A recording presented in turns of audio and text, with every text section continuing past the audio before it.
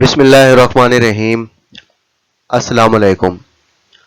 Welcome to superior group of colleges, DG Khan campus. आज का हमारा जो टॉपिक है वो चैप्टर नंबर 4 में से है और इसका पहला लेक्चर आज हमने कंटिन्यू करना है। बेटा, इससे रिलेटेड आप स्टेट्स ऑफ मैटर के बारे में पढ़ चुके हैं। स्टेट्स ऑफ मैटर तादाद में 4 होती हैं: सॉलिड, लिक्विड, गैस और प्लाज्मा। गैस और प्लाज्मा के बारे में आप प्रीवियस चैप्टर नंबर 3 के अंदर डिटेल से पढ़ चुके हैं, जबकि रिमेनिंग दो जो स्टेट्स ऑफ मैटर है, लिक्विड और सॉलिड, इसको हमने इस चैप्टर के अंदर कंटिन्यू करना है। तो चलिए इसको स्टार्ट करते हैं बेटा। आज का जो हमारा टॉपिक है वो है कॉन्सेप्ट ऑफ इंटरमॉलिक्यूलर फोर्सेस, और इसकी पहली दो टाइप्स को भी हमने इसी के साथ डिस्कस करना है, जिसमें पहली है डाइपोल डाइपोल फोर्स और दूसरी है डाइपोल इंड्यूस्ड डाइपोल फोर्स।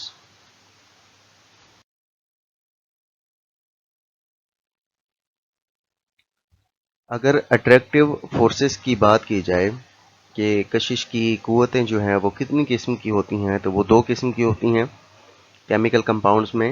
एक होती है बेटा इंट्रा मालिकुलर फोर्स और दूसरी होती है inter molecular force. Intra molecular force ऐसी कशिश की कुव्वत होती है जो with in the molecule exist करती है, यानी एक ही मालिक्यूल के अंदर जो एटम्स हैं उनके दरमियान जो कशिश की कुव्वत होगी उसे हम कहते हैं बेटा इंट्रा मालिकुलर फोर्स। जबकि दूसरी है इंटर मालिकुलर फोर्स। ये कशिश की ऐसी कुव्वत होती है जो दो या दो से ज्यादा मालिक्यूल्स के दरमियान पाई जाती है। तो इंटर मालिक्यूलर का मतलब होता है बिटवीन द मालिक्यूल। तो मालिक्यूल्स के दरमियान पाए जाने वाली जो कशिश की कुव्वत होगी वो इंटर मालिक्यूलर फोर्स कहलाएगी। अगर हम आगे इसकी मजीद डिटेल को देखें तो inter molecular force comparatively strong होगी, यानी जहां पर बॉन्ड मजबूत होगा, बॉन्ड की ताकत ज्यादा होगी, तो वो कंपैरेटिवली स्ट्रांग बॉन्ड होगा, और ऐसे बॉन्ड को तोड़ने के लिए आपको एनर्जी भी ज्यादा देनी पड़ेगी, तो इसकी हाई एनर्जी होती है। मिसाल के तौर पर ये हमारे पास एग्जांपल है कि हाइड्रोजन के दो एटम्स हैं और इनमें एक सिंगल कोवलेंट बॉन्ड है। तो इसी सिंगल कोवलेंट बॉन्ड को हम इंट्रा मालिक्यूलर फोर्स, क्योंकि ये एक ही मालिक्यूल में एटम्स के दरमियान पाए जाने वाली कशिश की कुव्वत है, तो इसको तोड़ने के लिए हमें 436 किलो जाउल पर मोल एनर्जी जो है वो रिक्वायर होती है। और ऐसे कशिश की कुव्वत या ऐसे बॉन्ड को हम सॉलिड लाइन से रिप्रेजेंट करते हैं। जैसे ये देखें, दो हाइड्रोजन के दरमियान एक सॉलिड लाइन लगी हुई है। अब मिसाल में देखें कि आयोनिक बॉन्ड है और दूसरी क्या है, कोवलेंट बॉन्ड। ये हमारे पास इंट्रा मालिक्यूलर फोर्सेस की एग्जांपल है। इसी तरह से इंटरमॉलिक्यूलर फोर्सेस इसी की अपोजिट होंगी, ये कंपैरेटिवली वीक होंगी। इनको तोड़ने के लिए कम एनर्जी रिक्वायर होगी। इनको डॉटेड लाइन से रिप्रेजेंट किया जाता है क्योंकि ये वीक फोर्सेस होती हैं। और इसकी मिसाल में है dipole dipole force, London dispersion force और हाइड्रोजन बॉन्ड। इन्हीं की डिटेल्स फिर हमने आगे कंटिन्यू करनी है। इंट्रोडक्शन। इंट्रोडक्शन में ये है कि हमारी सराउंडिंग में गैसेस, लिक्विड और सॉलिड्स जो हैं वो पाए जाते हैं। अब मैटर तो एक ही होता है लेकिन वो मुख्तलिफ हालतों में पाया जाता है, तो ये उसका डिफरेंट स्टेट्स में एग्जिस्ट करना वो डिपेंड करता है कि उसमें पाई जाने वाली इंटरएक्टिव फोर्सेस जो हैं वो किस तरह की हैं। तो इनमें इंटरमॉलिक्यूलर फोर्सेस को हमने देखना है कि लिक्विड और सॉलिड की प्रॉपर्टीज को समझने के लिए ज़रूरी है कि आपको पता हो कि इनके दरमियान कौन सी इंटरमॉलिक्यूलर फोर्सेस पाई जाती हैं, किन के दरमियान, लिक्विड्स और सॉलिड के पार्टिकल्स के दरमियान। तो इस बात को समझना ज़रूरी है कि जो अट्रैक्शन बिटवीन मॉलिक्यूल्स होती है वो वीकर होती है। किसके मुकाबले में? Attraction between the atoms with in a molecule, यानी एक मॉलिक्यूल के अंदर जो एटम्स में कशिश की कुव्वत पाई जाती है वो स्ट्रॉन्ग होती है, जबकि मॉलिक्यूल्स के दरमियान पाई जाने वाली जो कशिश की कुव्वत होती है वो कमज़ोर होती है। मिसाल के तौर पर अगर आप HCl मॉलिक्यूल की मिसाल लें तो इसमें हाइड्रोजन और क्लोरीन के दरमियान एक सिंगल कोवलेंट बॉन्ड पाया जाता है। जैसे ये ब्रैकेट में आपको नजर आ रहा है कि हाइड्रोजन और क्लोरीन के दरमियान कोवलेंट बॉन्ड है, तो ये दो एटम्स हैं और मॉलिक्यूल ये अकेला है। तो एक मॉलिक्यूल में एटम्स के दरमियान कशिश की कुव्वत, जिसे कोवलेंट बॉन्ड का नाम दिया जाता है, ये आपकी इंट्रा मॉलिक्यूलर फोर्स है। और ये कंपैरेटिवली स्ट्रॉन्ग होती है। क्यों स्ट्रॉन्ग होती है? क्योंकि ये इलेक्ट्रॉन्स की म्यूचुअल शेयरिंग से बॉन्ड बनता है, क्योंकि क्लोरीन एक इलेक्ट्रॉन डोनेट करेगा और हाइड्रोजन भी एक इलेक्ट्रॉन देगा, और इस तरह से एक एक इलेक्ट्रॉन का जो पेयर है वो शेयर हो जाएगा और इस तरह से इनमें स्ट्रॉन्ग बॉन्ड बन जाएगा और इस तरह से इनकी लिंकेज जो है वो काफी हद तक मजबूत होगी। HCl मॉलिक्यूल अगर अपने नेबरिंग एटम्स को या मॉलिक्यूल को अट्रैक्ट करेगा तो इनमें जो कशिश की कुव्वत पाई जाएगी ये तमाम किस्म के एटम्स या मॉलिक्यूल्स में लाजमी तौर पर पाई जाती है, जिन्हें हम वान डर वाल फोर्सेस कहते हैं।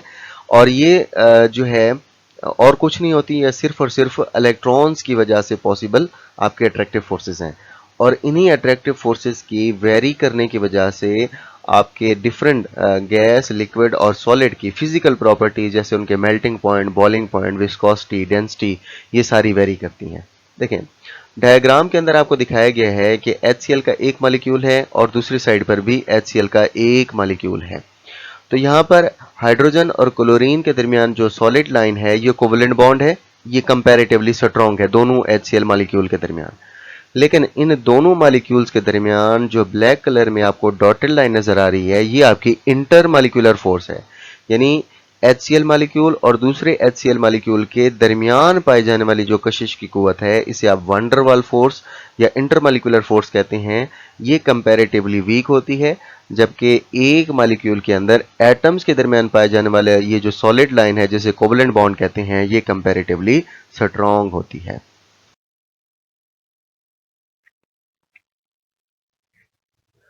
अगर इंटरमॉलिक्यूलर फोर्सेस की बात की जाए तो इसकी 5 एग्जांपल्स आपके सामने हैं। Dipole dipole force, ion dipole force, dipole induced dipole force, instantaneous dipole induced dipole force, जिसका दूसरा नाम जो है आप इसे लंदन डिस्पर्शन फोर्सेस के नाम से भी जानते हैं, और 5वें नंबर पर है hydrogen bond. Intra molecular forces के अंदर आयोनिक बॉन्ड, कोवलेंट बॉन्ड और मेटालिक बॉन्ड शामिल है। तो अब इनकी एग्जांपल्स देखने के बाद आपको आइडिया हो रहा होगा कि कौन कौन सी फोर्सेस आपकी इंटरमॉलिक्यूलर फोर्सेस हैं यानी वीक होती हैं और कौन सी फोर्सेस हैं जो आपकी स्ट्रॉन्ग फोर्सेस होती हैं यानी इंट्रामॉलिक्यूलर फोर्सेस होती हैं। एग्जाम्पल के तौर पर आप देख लें, यहां पर आपको डायग्राम के अंदर एक मॉलिक्यूल जो है दिखाया गया है और उसी के साथ सराउंडिंग में डिफरेंट मॉलिक्यूल्स दिखाए गए हैं जो कि उसी सब्सटेंस के हैं। देखिए सेंटर में इसका रेड कलर का आपको एटम नजर आ रहा है और इसके साथ ग्रे कलर के अंदर 2 बॉन्डेड एटम्स हैं। तो यहाँ पर रेड और ग्रे किस्म के जो आपके पार्टिकल्स हैं इनमें जो कशिश की कुव्वत होगी वो इंट्रा मॉलिक्यूलर होगी और ये स्ट्रॉन्ग होगी, जबकि ये एक ही मॉलिक्यूल का अदर मॉलिक्यूल के साथ जो इंटरेक्शन है जिसको ये यहाँ से डॉटेड लाइन से रिप्रेजेंट किया गया है ये आपकी इंटर मॉलिक्यूलर फोर्स है और ये कंपैरेटिवली क्या होगी, वीक होगी। तो ये डायग्रामेटिक स्केच के जरिए भी आपको समझा दिया कि कौन सी फोर्सेस आपकी इंटर मॉलिक्यूलर हैं और कौन सी इंट्रा मॉलिक्यूलर यानी स्ट्रॉन्ग फोर्सेस हैं।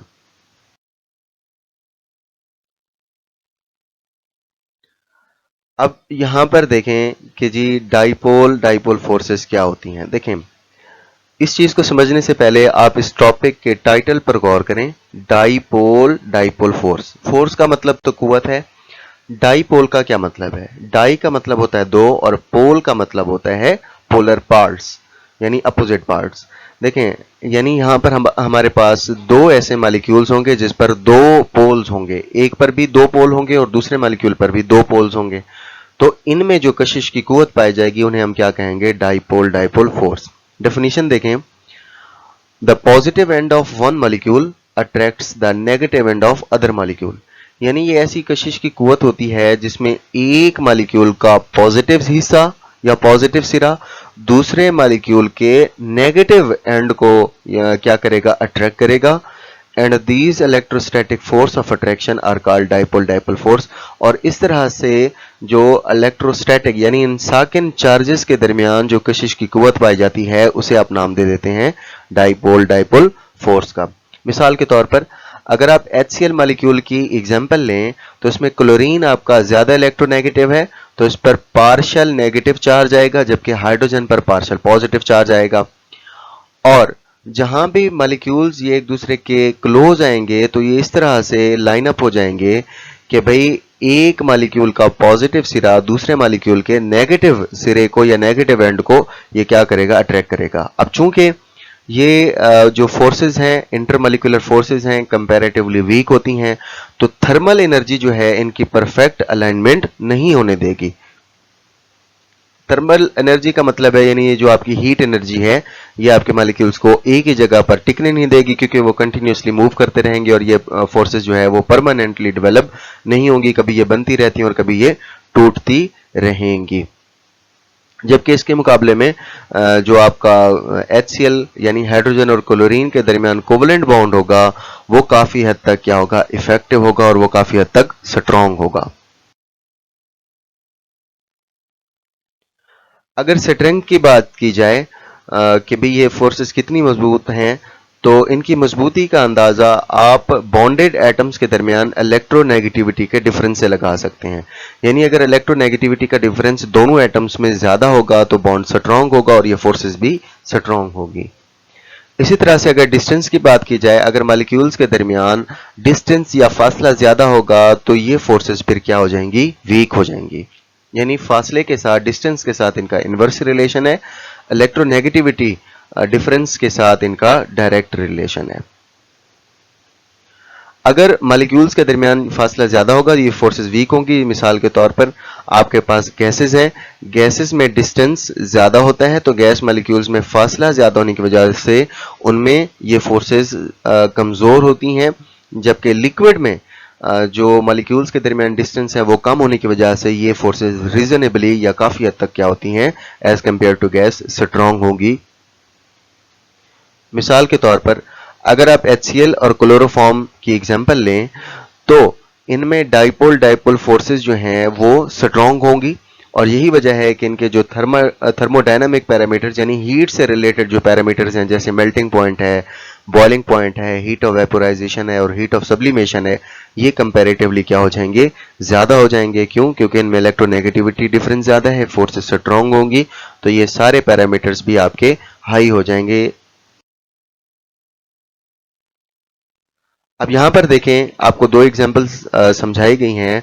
ऊपर वाली एग्जांपल के अंदर आपको HCl का मॉलिक्यूल दिखाया गया है जिसमें क्लोरीन का नेगेटिव हिस्सा जो है एक मॉलिक्यूल का दूसरे HCl के मॉलिक्यूल के पॉजिटिव यानी हाइड्रोजन को अट्रैक्ट कर रहा है। तो यहाँ पर डॉटेड लाइन के अंदर आपको इंटरमॉलिक्यूलर फोर्स दिखाई गई है, तो ये इसी तरह से कंटिन्यू रहेगी। नीचे वाली एग्जांपल में CHCl3 क्लोरोफॉर्म का एक मॉलिक्यूल है जिसमें हाइड्रोजन का पॉजिटिव एंड जो है दूसरे क्लोरोफॉर्म के क्लोरीन यानी नेगेटिव एंड को अट्रैक्ट कर रहा है। और तो यहाँ पर भी आपकी डाइपोल डाइपोल फोर्स देखें, एक मॉलिक्यूल जो है वो डाइपोलर है और दूसरा मॉलिक्यूल भी डाइपोलर है, तो एक मॉलिक्यूल का पॉजिटिव हिस्सा दूसरे मॉलिक्यूल के नेगेटिव हिस्से को क्या कर रहा है, अट्रैक्ट कर रहा है, तो ये आपकी डाइपोल डाइपोल फोर्सेस होंगी। अच्छा, उसके बाद है डाइपोल इंड्यूस्ड डाइपोल फोर्स। देखें, आपके पास एक डाइपोल होगा, उसको आप किसी दूसरे ऐसे मॉलिक्यूल के पास लेकर जाएंगे जिसके अंदर डाइपोल्स नहीं होंगे, तो उसके अंदर पहले वाले डाइपोल की वजह से पोलैरिटी इंड्यूस होगी। तो इस तरह से जो कशिश की कुव्वत पैदा होगी उसे आप डाइपोल इंड्यूस्ड डाइपोल फोर्स कहेंगे। मिसाल के तौर पर आपको कोई ऐसा सब्सटेंस दिया जा सकता है जिसमें पोलर और नॉन पोलर मॉलिक्यूल्स मौजूद होंगे। जो पॉजिटिव एंड होगा पोलर मॉलिक्यूल का वो near by non polar molecule के मोबाइल इलेक्ट्रॉन्स को अट्रैक्ट करेगा। अब यहां पर आप पॉजिटिव एंड को क्यों डिस्कस कर रहे हैं, क्योंकि ये न्यूक्लियस के अंदर मौजूद प्रोटॉन्स होते हैं और प्रोटॉन का जो चार्ज होता है न्यूक्लियस की वजह से वो ज्यादा इफेक्टिव होता है एज कंपेयर टू इलेक्ट्रॉन्स। तो आपके पास क्या होगा, ये देखें डायग्राम के अंदर आपको जरा ज्यादा बेहतर तरीके से समझ आएगा कि एक आपके पास परमानेंट पोलर मॉलिक्यूल है, यानी इस पर मुकम्मल तौर पर नेगेटिव और पॉजिटिव चार्ज परमानेंटली मौजूद है। जब ये किसी ऐसे मॉलिक्यूल के पास आएगा जो कि क्या होगा, नॉन पोलर।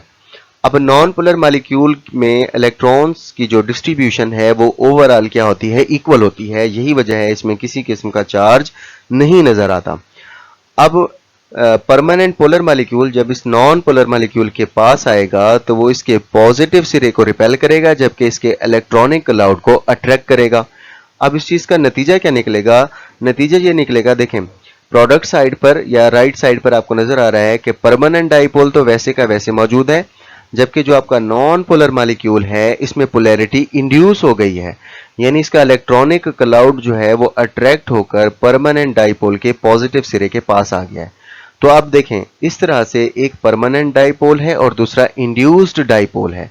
तो परमानेंट डाइपोल और इंड्यूस्ड डाइपोल के दरमियान जो कशिश की कुव्वत या इंटरमॉलिक्यूलर फोर्स डेवलप होगी उसका नाम होता है डाइपोल इंड्यूस्ड डाइपोल फोर्स, या इसका दूसरा नाम होता है डिबाई फोर्सेस।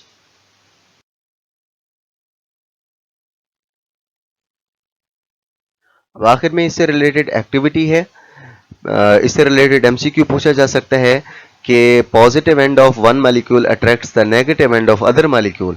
तो इस तरह की जो इलेक्ट्रोस्टैटिक फोर्स ऑफ अट्रैक्शन है इसे आप क्या नाम देते हैं? बट अभी हमने पढ़ा है और इसका जो जवाब है वो आपको समझ आ गया होगा।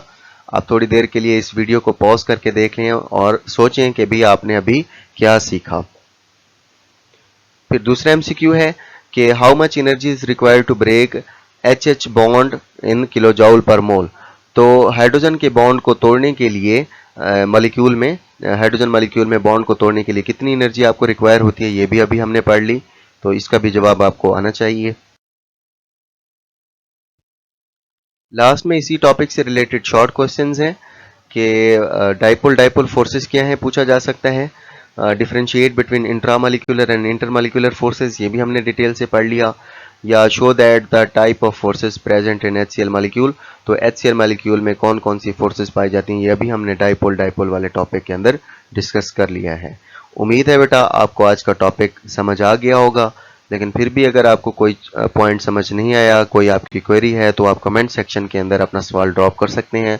आपको उसका जवाब जो है वो बहुत जल्द दे दिया जाएगा। ठीक है बेटा, अल्लाह हाफिज़।